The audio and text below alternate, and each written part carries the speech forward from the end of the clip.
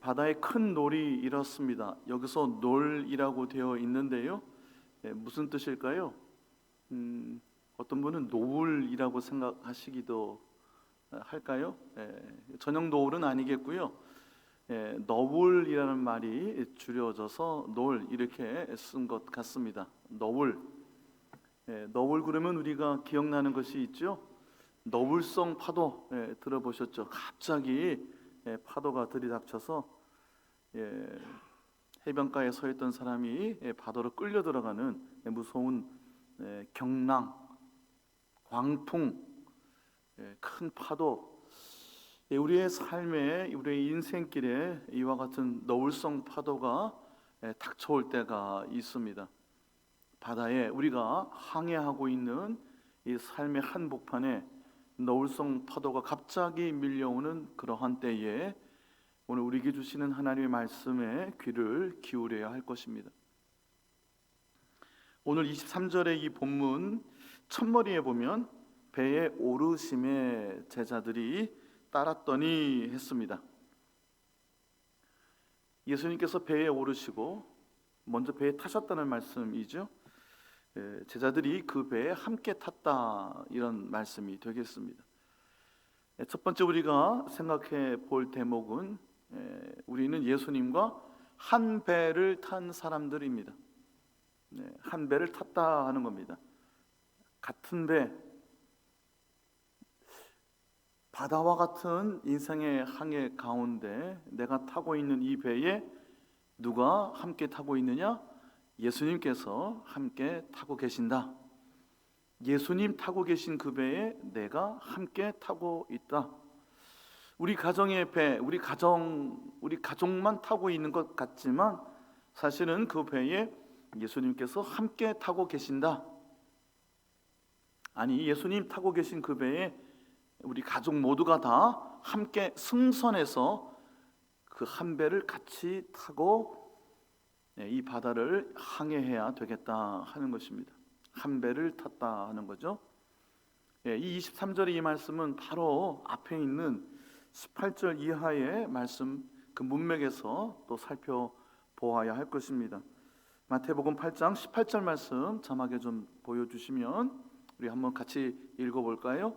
예수께서 무리가 자기를 애워싸는 것을 보시고 건너편으로 가기를 명하시니라. 아멘. 무리가 예수님을 애워쌌습니다. 예수님은 원더메이커, 기적을 일으키는 분이셨습니다. 예수님 가시는 곳마다 병자들이 나음을 얻고요, 놀라운 기적과 이사가 펼쳐졌습니다. 예수님 소문은 가시는 곳마다 자자해서 예수님을 보려고 많은 사람들이 몰려들었습니다. 무리가 항상 예수님을 애워쌌지요.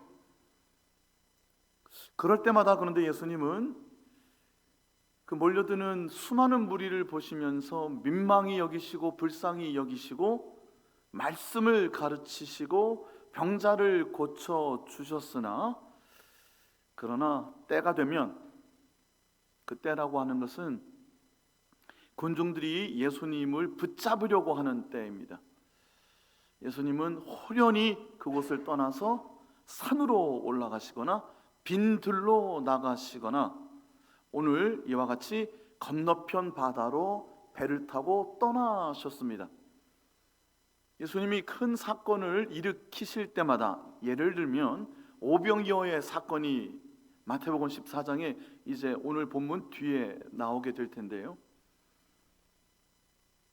오병이어의 사건이 기록된 복음서는요, 예배 없이 그 사건 뒤에 군중들이, 무리들이 예수님을 붙잡아 왕으로 삼으려고 했다, 특히 요한복음이 그렇게 전하고 있습니다. 임금으로 삼으려고 했다는 겁니다. 오병이어의 사건은요 이렇게 볼 수가 있어요.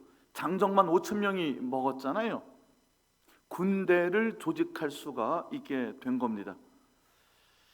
함께한 한 2만 명 그 이상의 사람들이 먹었겠지만 더 중요한 것은 장정 5천 명이 군량을 먹어 군대를 조직해서 폭정과 압제를 일삼는 로마 제국에 대항할 수 있는 가장 기본적인 모습이 갖추어지는 것입니다. 그렇지 않아도 예수님 전에 많은 봉기들이, 무장 봉기들이 일어났습니다.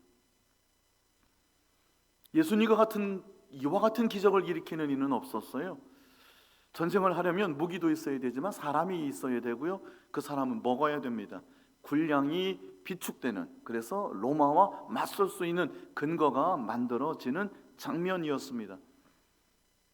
예수님을 붙잡아 임금으로 삼으려 했다는 것은 바로 이와 같은 일종의 혁명, 무장 봉기, 백성들은 이것을 원했을지도 모릅니다. 그러나 그런 대목마다 예수님은 한켠으로 물러났었습니다. 오늘 이 본문에서도 건너편으로 건너가자 하고 무리를 떠나셨어요. 예수님과 한 배를 탄다는 것은 이와 같이 기적이 일어나는 곳에서 그것을 내려놓고 건너편으로 건너가는 것을 의미합니다. 5병이요, 7병이요,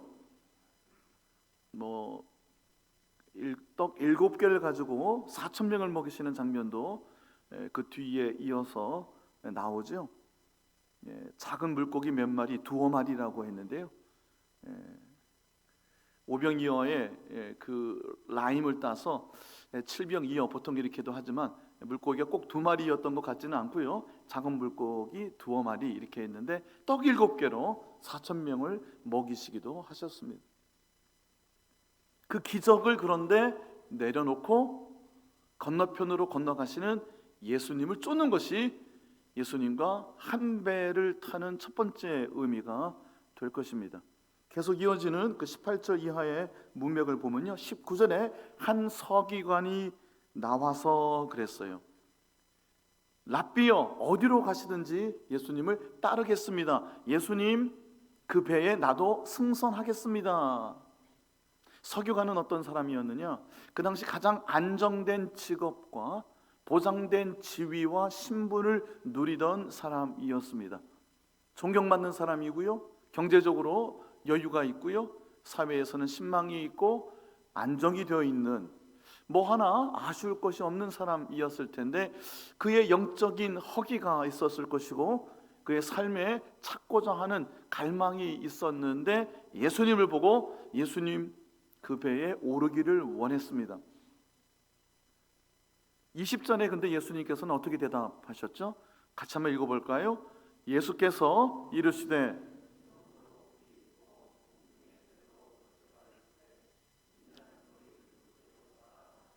예수님과 한 배를 탄다는 것은 거처가 없는 예수님을 따른다는 겁니다. 여러분, 거처가 없는 것은 참 힘든 일이에요. 돌아갈 집이 없다는 것만큼 가난한 상황이 없습니다. 아무리 힘들어도 그래도 돌아갈 곳이 있어야 되는데 예수님은 돌아갈 굴이 없었어요. 공중에 새도 둥지가 있거늘 예수님은 돌아갈 곳이, 머리 둘 곳이, 주무실 곳이 없었다 하는 겁니다. 동가식 서가숙한다 하잖아요. 동쪽에 가서 먹고 서쪽에 가서 자고, 정처없이 예수님과 함께 한 배를 탄다는 것은 거처가 없는, 머리 둘 곳이 없는 예수님을 따른다는 뜻입니다. 서기관과 머리 둘 곳 없는 예수님은 극명하게 대조가 되는 겁니다. 가장 안정된 인생을 사는 사람이 가장 불안정한 삶을 사셨던 예수님을 따라야 된다는 것을 이 서기관은 알고 있었을까요? 이어지는 21절 말씀도 읽어볼까요? 함께 읽습니다. 제자 중에 또 한 사람이 이르되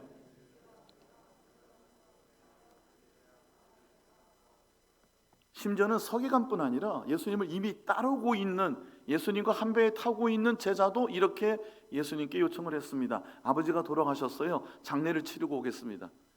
당연히 가서 장례를 치르고 와야죠. 출애굽기 20장 12절에 보면 내 부모를 공경하라 했었어요. 10가지 으뜸이 되는 계명을 주셨고, 하나님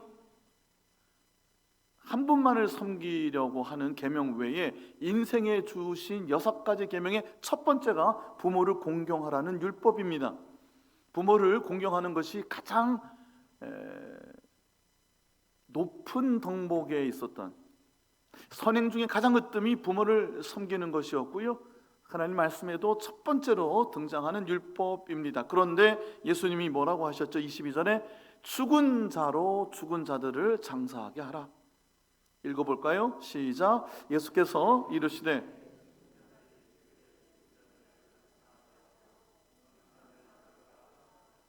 아멘.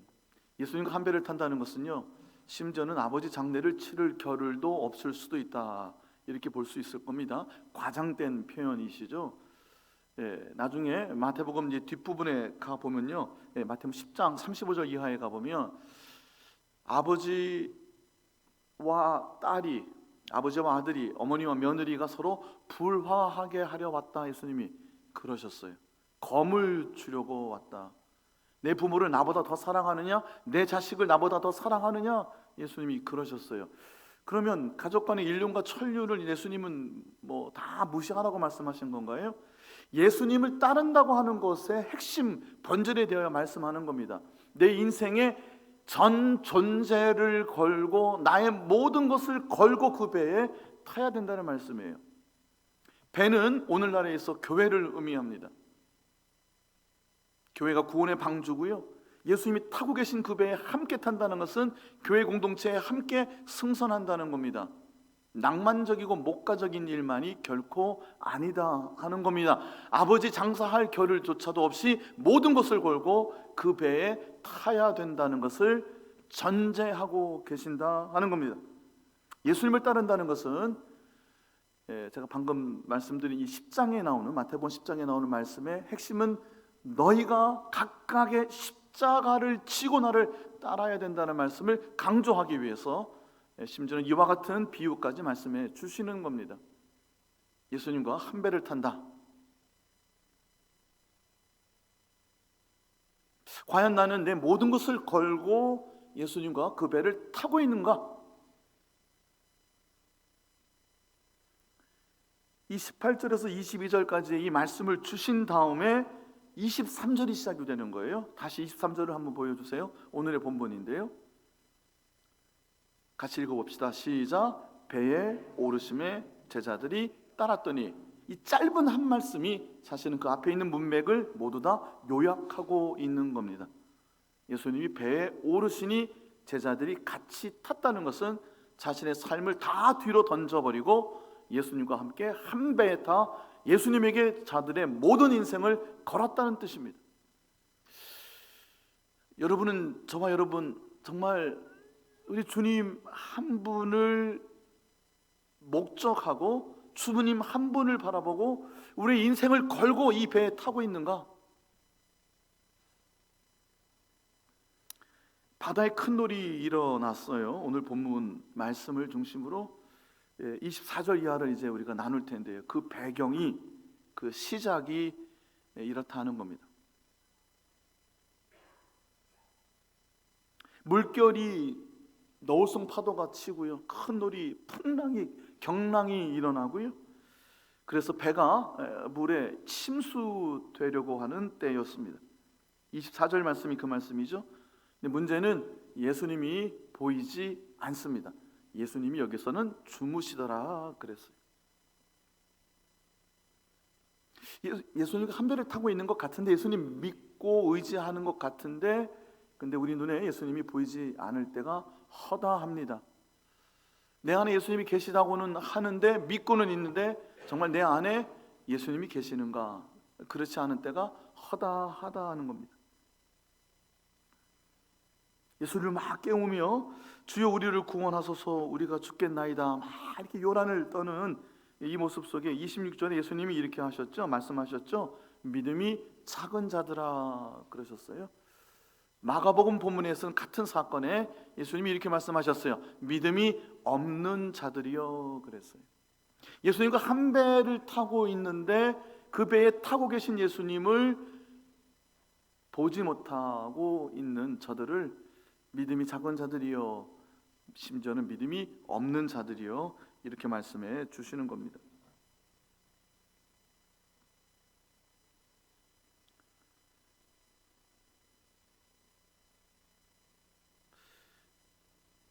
제가 마태복음 14장에 나오는 오병이어에 그 오병이어 사건에 이어지는 말씀을 잠시 언급해 드렸는데요. 이 큰 놀이 일어나고 무서워하는 제자들의 모습이 사실은 두 가지 모습으로 그려지는데, 하나는 오늘의 본문이고요. 또 하나는 예수님께서 오병이어의 사건, 그 기적 이후에 혼자 호련히 떠나셨어요. 먼저 건너가셨어요. 제자들이 나중에 뒤따라갑니다. 그때도 바다에 경랑이 있었어요. 예수님께서 그 배에 가까이 오시는 장면이 나옵니다. 물 위로 걸어오셨죠. 베드로가 예수님을 보고 그 믿음이 그랬어요. 그 예수님을 보고 아주 격정적이고 다혈질적인 제자였죠. 베드로는 말고의 귀를 쳐서 떨어뜨릴 정도로 격정적인, 그러나 아주 순수한 아주 즉자적인 믿음을 갖고 있었던 베드로였습니다. 물 위로 걸어오시는 예수님을 보고 베드로가 뛰어들었죠. 기적을 일으키신 후에 예수님은 무리가 에워쌀 때에 저들을 뿌리치시고 혼자 호련히 떠나셨어요. 그리고 제자들 보고 따라오라고 하셨는데, 그 제자들이 타고 있는 배에 예수님이 이제 타시려고 하는 장면입니다. 물 위로 걸어오시는 그 장면, 그 놀라운 기적과 같은 사건에 베드로가 뛰어들었는데요, 예수님을 볼 때는 물 위를 걸었어요. 그런데 무서운 이 경랑과 파도를 보고 베드로는 그만 물속에 빠져 들어갔죠. 그 장면에서도 예수님은 왜 무서워하느냐, 믿음이 작은 자여 그랬어요. 우리가 믿음 생활을 한다는 것은 내 안에 예수님이 계시고요, 우리의 삶의 이 항해 가운데 있는 배 안에 예수님이 계시다는 사실을 믿습니다. 그런데 과연 우리의 모든 것을 걸고 예수님을 따르고 있는가? 얼만큼 최선을 다하여 예수님을 주목하고 있는가? 얼만큼 예수님 앞에 엎드려 기도하는가? 얼만큼 예수님 앞에 우리의 삶을 맡기고 있는가?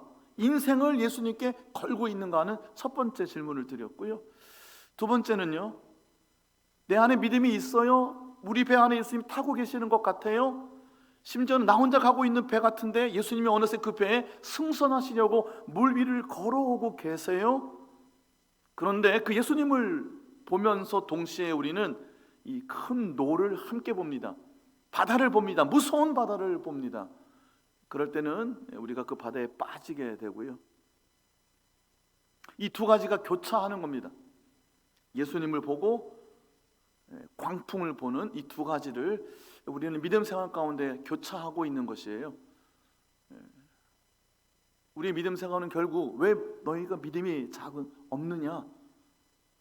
그럴 때의 말씀은 그 배에 타고 계신 예수님을, 그 배에 타시려고 걸어오시는 예수님을 왜 보지 못하느냐라고 말씀하시는 것이겠죠. 우리는 큰 광풍이 불면 그 광풍에 압도됩니다. 그건 다 잊어버려요. 그냥 힘드니까 거기에 매여서 전전긍긍하게 됩니다. 믿음이 있는 사람인지 없는 사람인지조차, 내가 예수 믿는 사람인지 아닌지조차 잊어버려요. 내가 내일은 뭐 먹지? 뭐 입고 나갈까? 어떻게 살까? 마태복음 6장에 나오는 말씀이에요. 또 한 번 예수님이 믿음이 작은 자들이여 말씀하신 대목이 거기입니다. 공중의 새를 보라. 예수님이 마치 그 공중의 새와 같이 사셨어요. 돌아갈 둥지가 없이 사셨는데, 그런가 하면 하나님이 다 먹이지 않느냐? 공중의 새를. 들의 백합화를 봐라. 이름 없이 피는 들풀을 보라. 길쌈도 수고도 아무것도 안 하는데, 머리 둘 곳이 없는데, 그런데 하나님이 다 먹이시지 않느냐? 기르시지 않느냐? 그 이름 없는 들꽃 하나, 솔로몬의 모든 영광으로 입은 옷이 그 들꽃만 같더냐? 그렇지 않다는 것이죠. 근데 우리는 삶에 경량과 풍랑이 때는 내 배에 함께 타고 계신 예수님을 잊어버려요. 왜냐하면 너무 큰 파도가 덮치니까, 물결이 나를 삼킬 것만 같으니까. 예수님에게 내 인생을 걸지 못하고 그 파도의 물결에 휩쓸려 가고 있는 우리의 모습은 아닌가. 아무것도 염려하지 마라. 이 모든 것은 너에게 더하여 주시겠다고 말씀하셨죠. 오늘 있다가 오늘은 이렇게 자라요. 코스모스가 예쁘게. 내일은 아궁이에 던져지는 들풀도, 하루를 사는 이 들풀도 하나님이 이렇게 이 피시건을 하물며 너희 일까 보냐. 이 믿음이 작은 자들아, 염려하지 마라. 압도당하지 말라는 거예요. 삶의 어려운 풍랑에 마음을 빼앗기지 말라는 거예요.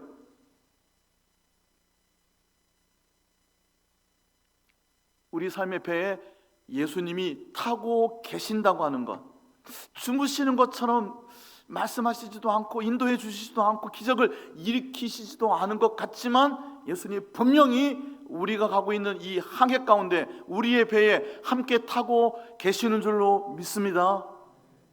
우리의 배에 예수님이 바다 위를 걸어오셔서 이 배에 타려고 하신다는 거예요.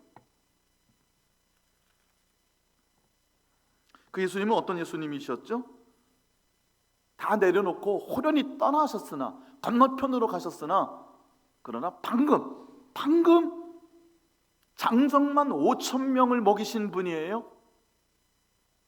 늘 언제나 수많은 병자를 고치시는 전능하신 하나님,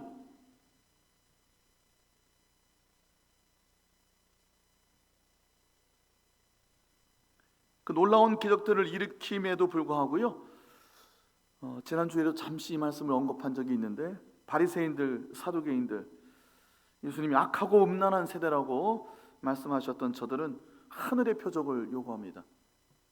늘 끊임없이 하늘에서 만나가 비와 같이 쏟아지기를 원하는 인생들이었다는 거예요. 예수님과 한 배를 탄다는 것은 내려놓고 건너가는 것입니다. 군중들이 애워싸고 임금으로 삼으려고 할 때 내려놓고 건너가는 거고, 혼자 한적한 곳으로 몰러가 하나님만을 인생을 걸고 집중하는 삶이 예수님의 삶이셨어요. 고난과 죽음이라는 십자가를 예수님은 지고 예루살렘으로 향하는 그 길을, 3년 내내 공생의 길을 걸으셨어요. 그리고 그 길을 함께 따랐던 이들은 당시에 버림받았던 창기요 죄인과 세리 여인들이었어요. 악하고 음란한 세대는 그러나 하늘에서 항상 만나가 비와 같이 쏟아지기를 원하고요, 그 오병이 열을 붙들고 칠병이 열을 붙들고 기적 속에서만 살기를 원하고요, 풍랑이 덮치면 그 물결의 시선을 다 빼앗겨버리고 믿음이 없는 사람처럼 허둥지둥 된다는 겁니다.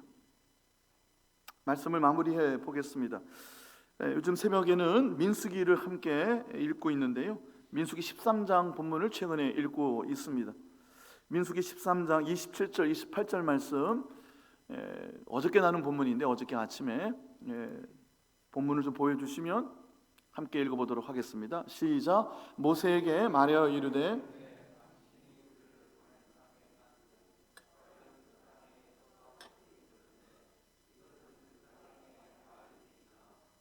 28절, 그러나 그 땅 거주민은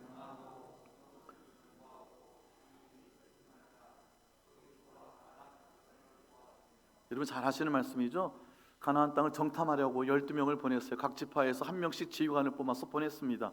그런데 여호수아와 갈렙을 제외하고 나머지 10명은 이렇게 보도하는 겁니다.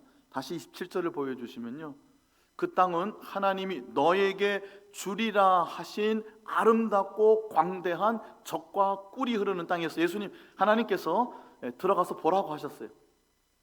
어떤 땅인지 살펴보라.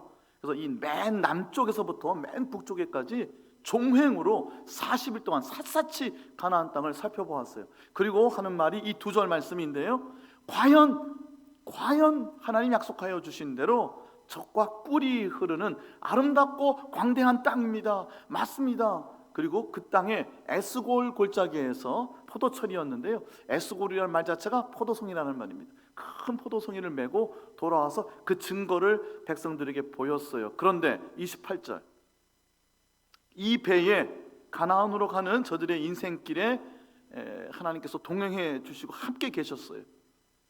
그런데 그러나 그 땅에서 불어오는 광풍, 큰 놀, 거기에 모든 시선을 다 빼앗겨 버렸어요. 그 땅 거주민은 강하고 성읍은 요새화되어 있고 심히 난공불락의 큰 산성일 뿐 아니라 거기서 네피림의 후손이라고 여겨지는 거인들, 안악자손을 보았다라고 이야기합니다. 새벽 말씀 시간에 이 말씀을 설명을 해드렸어요. 네게브라고 하는 사막 쪽을 올라가서 신광야에서 올라가면 네게브라는 곳이 나와요. 남쪽이에요. 반사막지대인데 올라가다 첫 번째 만나는 큰 도시가 헤브론입니다. 거기서부터 맨 위에 르홉이라는 데까지 하맛이라는 왕으로 있었던, 가나안 족속의 왕으로 있었던 맨 북쪽 산지까지 올라가서 보고 와요. 그런데 보도는 헤브론에 거주하고 있는 거인인 아낙 자손만 이야기합니다. 과장해요. 추측합니다. 이들은 온통 아낙 자손만 이야기해요. 거기에는 거인이 삽니다. 헤브론만 보고 온 게 아니거든요. 40일 동안 종행으로 가나안 땅을 다 살펴보았거든요. 그런데 덮치고 있는 물결에 마음을 다 빼앗겨 버렸어요. 그 배에 저들의 광야길 선두에는 언약궤가 있었고, 언약궤 위에는 항상 구름이 임재하여 하나님이 저들을 구름기둥과 불기둥으로 인도하고 계신다는 그 배에 예수님이 타고 있다는 믿음이 온데간데 없어져 버렸어요. 물결만 눈에 보이는 거예요. 압도당하고. 그래서 악평하기를 그치지 않았어요. 우리가 여기서 죽게 되었다, 들어갈 수 없다. 결국은 여호수아와 갈렙을 제외한 1세대 모두가 다 가나안 땅으로 들어갈 수가 없었다 하는 겁니다. 말씀을 마무리하겠습니다. 우리의 삶의 배에는 예수님이 함께 타고 계십니다. 그것이 우리의 믿음이에요. 배에 안 계시는 것 같아도 물 위를 걸어오세요. 방금 조금 전에 5병이요 7병이요의 사건들을, 병자를 고치는 기적을 일으키시는 분이셨어요. 그러나 내려놓고 언제든지 나를 따라오라고 말씀하시는 분이에요.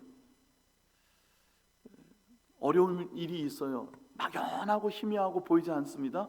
그러나 우리는 우리의 인생을, 우리의 전 존재를 예수님에게 걸고 믿음 생활하는 사람들이에요. 예수님께 맡겨야 돼요. 하나님 가지고 나와서 하나님께 예배하며 기도하며 맡기는 거예요. 그리고 믿음을 가지고 내 배에 예수님이 타고 계시다, 이 배에 예수님이 타러 물 위를 걸어오고 계시다, 그 믿음 가지고 사는 거예요.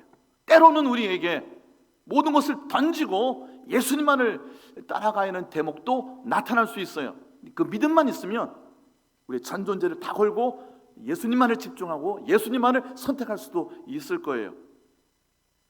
큰 광풍, 경랑, 결국은 잠잠하게 하시니 꾸짖으셨어요. 예수님이 얼마나 놀랍니까? 누구길래 바다와 이 광풍이 예수님 말씀에 복종하느냐 했어요. 저와 여러분의 삶에 하나님께서 결국 젖과 꿀이 흐르는 땅으로 우리를 인도하고 계신다는 거예요. 헤브론, 그것만 보면 안 되는 거예요. 안악자손, 힘든 거 그것만 가지고 과장하고 힘들어하고 낙심하고 결국 못 들어갔단 말이에요. 저와 여러분, 우리 예동의 공동체, 하나님께서 지금 가나안 땅, 젖과 꿀이 흐르고 있는 땅으로 우리를 인도하고 계시는 줄로 믿습니다. 믿음을 가지고 예수님께 우리의 인생을 걸고 예수님과 한 배를 타고 예수님께 맡겨드리는 오늘 이 아침, 복된 아침 기도하는 시간 되시기를 예수님의 이름으로 축원합니다. 찬송하겠습니다. 준비한 예물 찬송하며 드리겠습니다.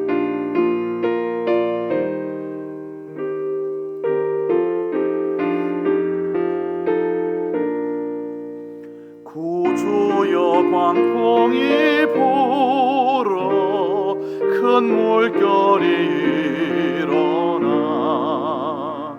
온 하늘이 어둠에 쌓여 피할 곳을 모르니 우리가 죽게 된 것을 안 돌아봅니까? 깊은 바다에 빠지게 된 때 숨으시려 합니까? 큰 바람과 물결아 잔잔해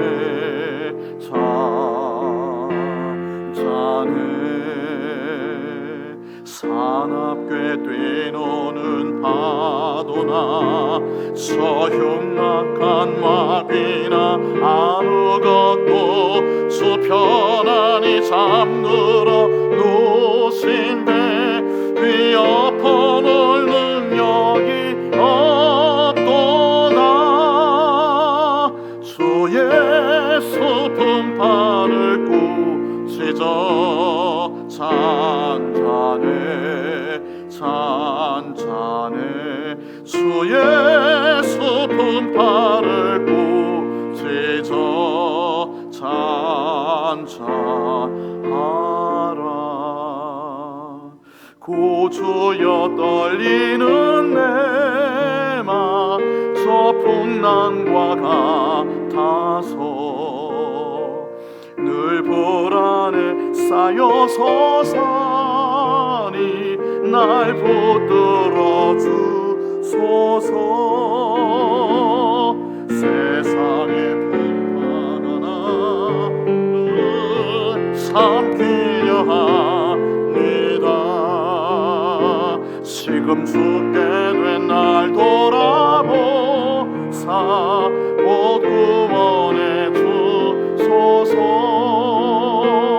큰 바람과 물결아 잔잔해 잔잔해. 사납게 뛰노는 파도나 저 흉악한 막이나 아무것도 주 편안히 잠들어 누신 배 능력이 없도다. 주의 슬픈 팔을 잔잔해.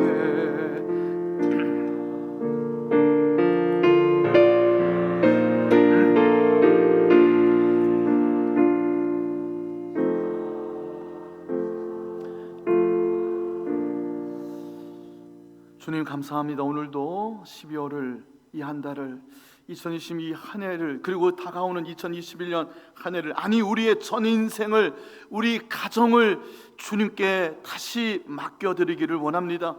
엎드려 기도합니다. 우리 인생을 걸 수 있게 하여 주옵시고 우리 배에 함께 타고 있는 주님을 믿고 의지하게 하여 주옵소서. 주무시고 안 계신 것 같으나 그 바다 위를 걸어 지금 우리의 가정에 내 일터에 내 삶에 올라오시는 주님, 그 주님을 우리의 전 마음을 다하여 열고 영접하고 그 주님을 집중하고 그 주님이 이끄시는 대로 순종하여 따르게 하여 주옵소서. 주님께 모든 것을 걸 때에 주께서 일으키시는 놀라운 일들을 보게 될 줄로 믿습니다. 하나님 앞에 큰 영광의 삶으로 살게 하여 주옵소서. 드려진 예물의 기쁨으로 받아 주옵시고 우리의 소원입니다. 갈망입니다. 주님께 드리는 우리의 믿음이오니 주께서 우리에게 베풀어 주시고 응답하여 주시는 먹이시고 입히시는 놀라운 하나님의 살아계심을 보게 하여 주시옵소서. 예수님의 이름으로 기도하옵나이다. 아멘.